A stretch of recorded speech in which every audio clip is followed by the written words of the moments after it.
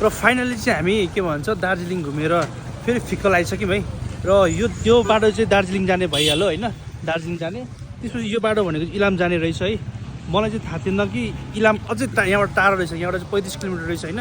अब यो बाटो चाहिँ तपाईँको ब्याक टु झापा है। हामी चाहिँ आज गएर श्रीअन्तुमा बस्छौँ, तपाईँहरूलाई म श्रीअन्तुको पनि भिडियो देखाउँछु। ल यो बाटो चाहिँ झापा जाने बाटो हो, यो चाहिँ अब श्रीअन्तु जाने। हामी चाहिँ श्रीअन्तुतर्फ जाँदैछौँ है त। आज चाहिँ हाम्रो बास भनेको श्रीअन्तुतिर हुन्छ है। ल र श्रीअन्तुको चाहिँ वान अफ द बेस्ट के हो त्यहाँको चाहिँ एकदम त्यहाँको चाहिँ सनसेट मात्रै हो। मैले चाहिँ प्रायः त्यो श्रीअन्तु भनेको चाहिँ त्यो बिहानको सनसेट हेर्ने मात्रै भन्थ्यो है। तपाईँहरूले चाहिँ अरू के थाहा छ प्लिज कमेन्ट गर्नु होला है। तपाईँलाई क्वेसन ल्याइदिएको मैले कास्टिङ सुरु हुँदैछ फिल्म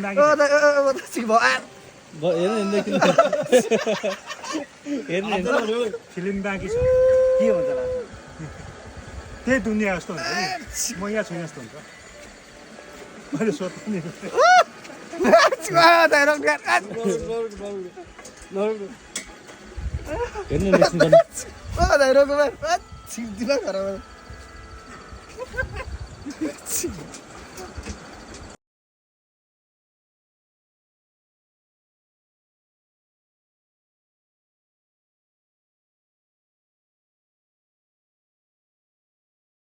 ल अहिले चाहिँ हामी ठ्याक्कसँगले अन्तु डाँडा आएको छौँ है। अन्तु डाँडामा चाहिँ ठ्याक्कसँगले यहाँ के हेर्ने भन्दाखेरि सनराइज हेर्न आउँछ मान्छेले, यस्तो भेला हुन्थ्यो है। ल अहिले चाहिँ होसिएर हेर्यो साथीहरू, अहिले चाहिँ केही देखिएको छैन। यो चाहिँ अन्तु डाँडा मात्रै देखिएको छ है। आमा टावर देखिएको छ होइन। त्यसपछि चाहिँ अनि अरू कुरा के हो भन्दाखेरि यहाँ अहिले हाललाई देखिने भनेको ट्याक्क यहाँ सिसा राखिएको छ, आफ्नो फोटो चाहिँ मजाले देखिँदैछ। ल के भन्छ यो बर्खामा घुम्न आएपछि त यस्तै यहाँ देखिने पानी हुस्सो है। अर्को सिजनमा चाहिँ तपाईँको यस्तो दामी सनराइज देखिँदो रहेछ।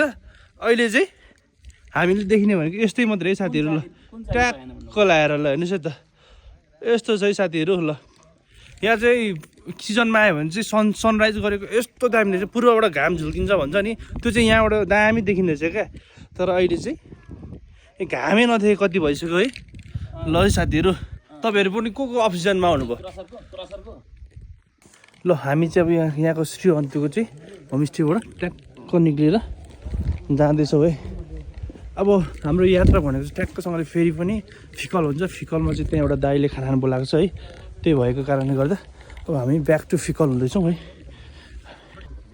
ल यस्तो छ, हामी ट्याक्क यो होमस्टेमा बसेको थियौँ।